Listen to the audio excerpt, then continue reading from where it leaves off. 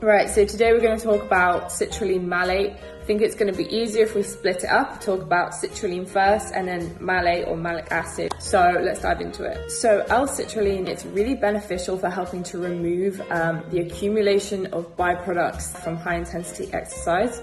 L-citrulline is also an intermediate in the urea cycle, and it can prevent the accumulation of ammonia. What ammonia can do is cross the blood-brain barrier and cause central fatigue. There's also another side to L-citrulline in that it can also increase circulating levels of L-arginine. Now you're probably thinking, why don't you just take L-arginine? Well, L-arginine has very, very poor availability in the body. It's broken down very readily in the liver, whereas L-citrulline can bypass that. And then what the L-arginine can then go and do is increase nitric oxide. This has the effects of vasodilating blood vessels, allowing more nutrient delivery, better muscle force production, neurotransmission. There's also evidence looking into lower aging and disease.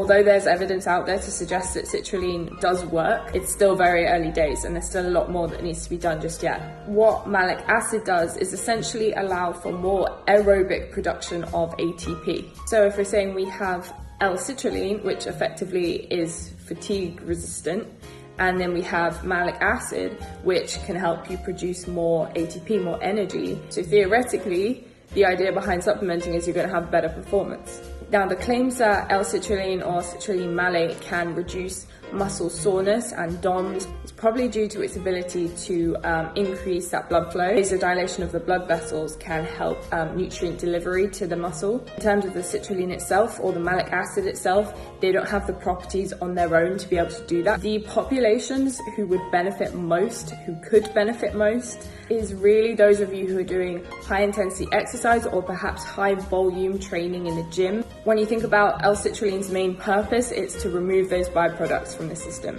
So sprinting, repeated sprints, anything really that increases the production of ammonia, hydrogen ions, lactate, they're the sports that theoretically could benefit. Most research says 6 to 10 grams. A lot of research has settled on 8. It is recommended that you take L-citrulline or citrulline malate 1 hour before you train. The idea behind citrulline malate is fatigue resistance and being able to produce more aerobic ATP, so have more energy. It's useful for high intensity sports that accumulate a lot of byproducts. It's definitely better than L-arginine, but we're still in the early days of the research, so more needs to be done just yet.